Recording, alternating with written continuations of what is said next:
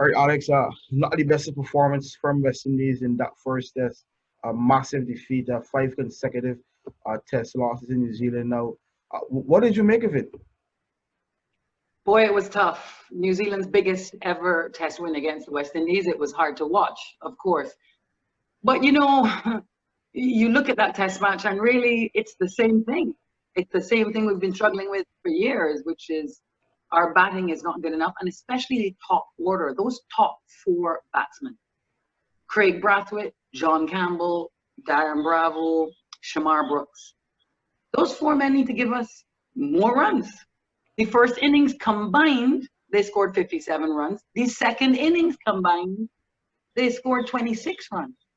In case our viewing public is not great at maths, that is 83 runs combined for the two innings, for the top four. Well, we can't win we can't even start a test match. If there was any good thing, and I think this is the mind-boggling thing by a lot of fans, Alex, is that how come Jermaine Blackwood and Alzarri Joseph were able to apply themselves? We know there were some chances, but both of them, one of them got 100, and one of them, was close to scoring 100. There were some chances. Ross Taylor put down Jermaine Blackwood, a fairly straightforward catch at first slip. But yeah, I mean, I don't know how to explain that. Jermaine Blackwood's been having a great year. Let's remember, he had some good innings against England, and he also had a pretty good CPL. He's loving his batting right now. And we know Alzarri Joseph, I think we would have to say, is a genuine all-rounder at this stage. And remember, too, this was sort of the back end of the second innings. There wasn't a ton of pressure. We had lost the test match. So perhaps they felt a little less pressure in the approach to their innings. Jermaine Blackwood in his press conference talked about the fact that actually he started a little too sort of furiously. And then when he realized Alzarri was there to back him, he's like, you know what, I need to really take my time. Test match cricket is not easy cricket. You have to face a lot of balls. You have to spend a lot of time out there. And I think that the difference right now, it's not quality.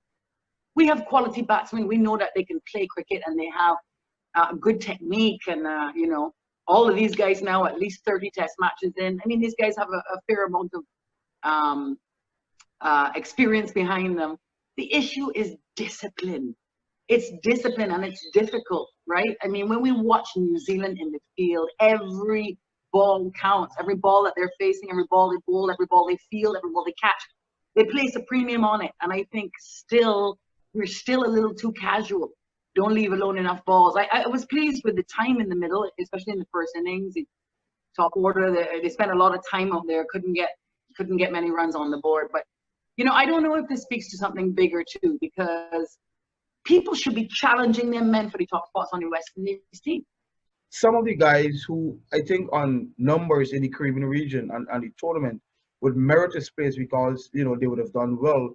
Their numbers still don't inspire confidence that they can go at the test level and do better than what is happening right now. And I think that is a big issue. It is. It's a struggle. And it's going to be a real struggle for West Indies in this second test. If you think about it, we had an innings and 134-run defeat with our top bowling lineup. Well, now we lost Kamar Roach, and Shane Dowrich is out. We don't know about Hetty. We don't know about Kemo Paul.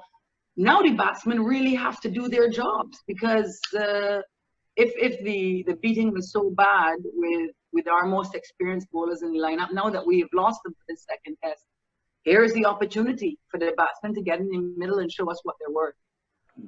And for this test, finally, obviously there's an enforced change. Well, two of them, as a matter of fact, with Kemar Roach and Shane Dowrich out. What is your test 11 looking like? Boy, that's a tough one right now. I'm really excited about Joshua De Silva and his inclusion. I mean, obviously he's coming in as a replacement wicketkeeper, and we've seen that he's got some quality with the bat. I particularly like Joshua De Silva's resolve. You see, I think this is the thing differentiating West Indies from the rest of the world. It's a mental resolve. It's not physical. It's not technical. It's an emotional and mental willingness to bat it out. And we saw Joshua De Silva made 133 not out and a 56 not out earlier in the year in Manchester on the West Indies tour, the warm-up match. So an opportunity for him. And in some ways, I think for people making their debut and for sort of younger players, here's an opportunity. It's not like the team is doing really well and you get an opportunity. The team is struggling. Here is your chance. to step up and do something for this second test. Boy, I don't know. I don't know if we have much of a choice in terms of our 11.